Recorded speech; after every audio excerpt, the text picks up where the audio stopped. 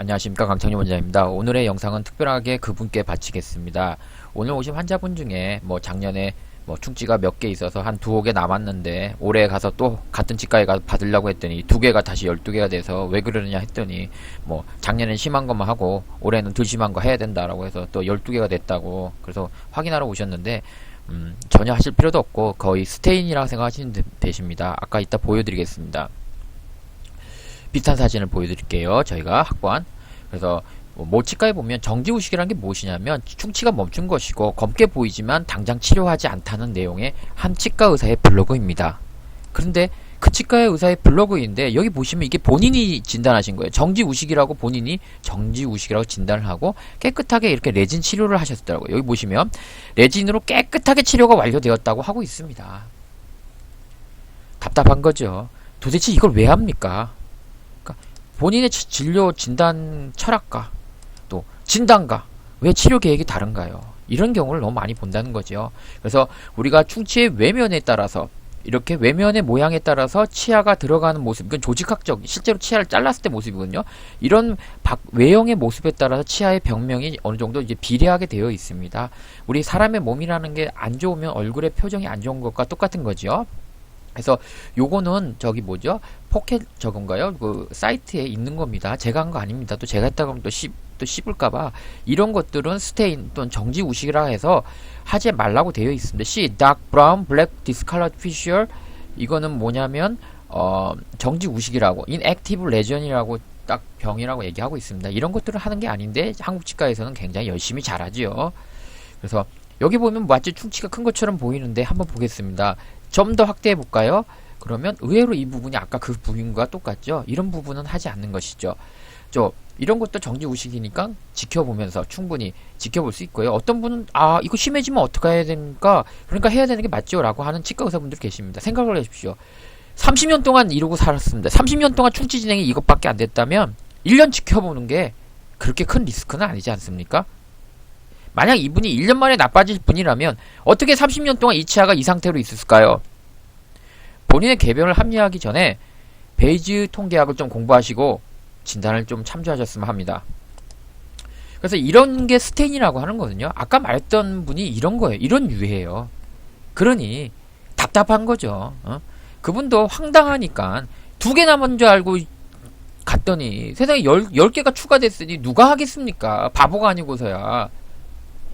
그래서 보통 이런 것들을 또 할 때는 또 환자를 또 등쳐먹을 때는 여러 방법이 있겠지만 이거 전염된다고 이거 옆으로 전염되니까 빨리 하라고 개소리입니다. 이거 개소리라 하면 안 되겠지. 멍멍 소리입니다.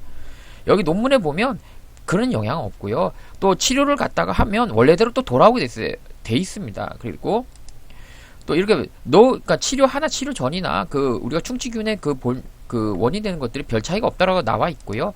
미국 학회지에 실린 논문에도 이렇게 되어 있습니다. 치료가 결국은 어떤 충치를 갖다가 이 뮤탄스를 갖다가 어떻게 큰 영향을 주는 게 줄이는데 영향을 주지 못할 뿐더러 그것이 충치가 다시 생기는데 큰 리스크를 갖다가 위험도를 줄이는 역할을 하는 중요한 요소는 아니라는 거죠. 그러니까 구강 관리 잘하고 여러 가지가 더 중요하다는 건데 전염된다고 빨리 하라고 하는 데가 있죠. 내기만 하면 또 안 믿어요.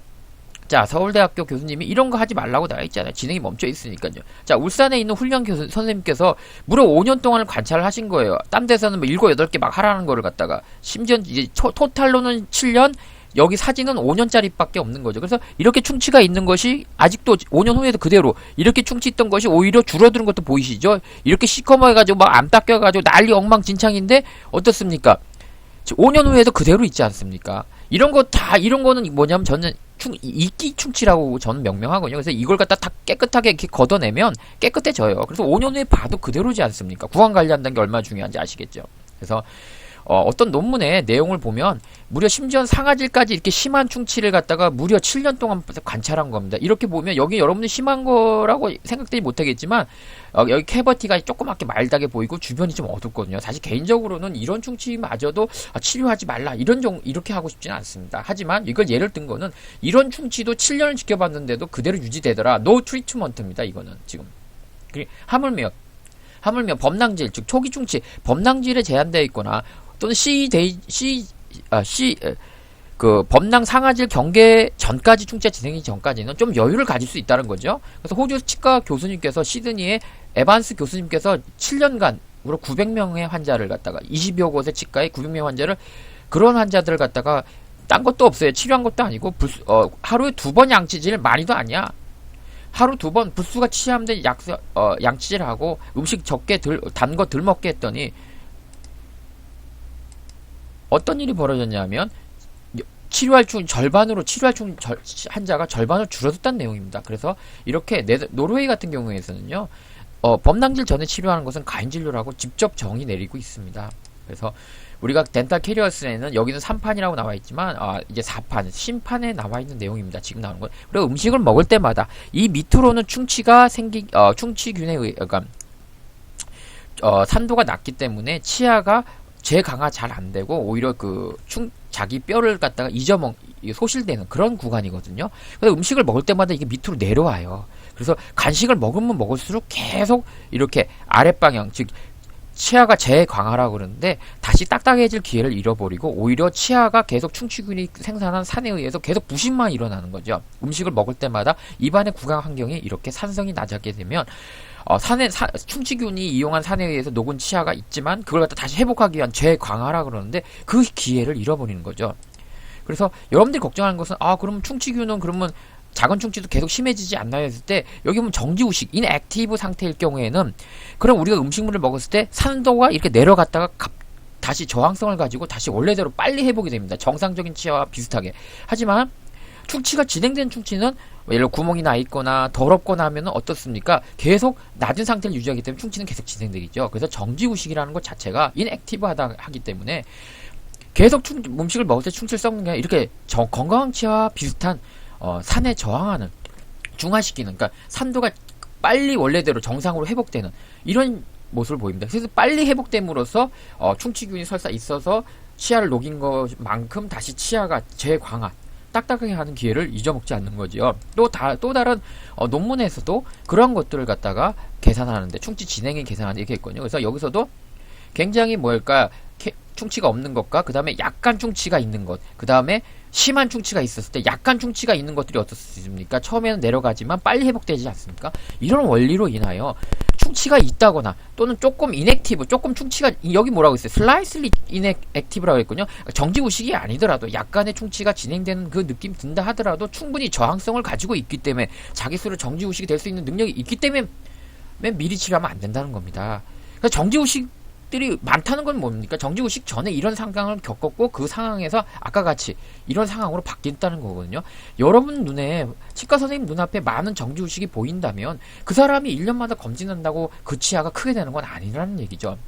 그래서 이거는 굉장히 유명한 교수님입니다. 정말 존경스러운 나비드 교수님과 이키드라 교수님이 아까 아까 빨간 책 교과서 덴탈 캐리어스의 저자이기도 하시고요. 정말 훌륭하신 선생님이십니다. 그런 선생님들조차도 실제로 인액티브한, 즉 액티브한, 즉 충치가 약간 이렇게 진행되는 부위를 하더라도 잘만 닦으면 된다라고 지켜봐야 된다라고 주장하고 계시고 그렇게 하는 것이 옳습니다. 그래서 오늘 봤던 게 뭐냐면 어떤 선생님의 블로그에 이렇게 나와 있습니다. 정지우식은 이렇다.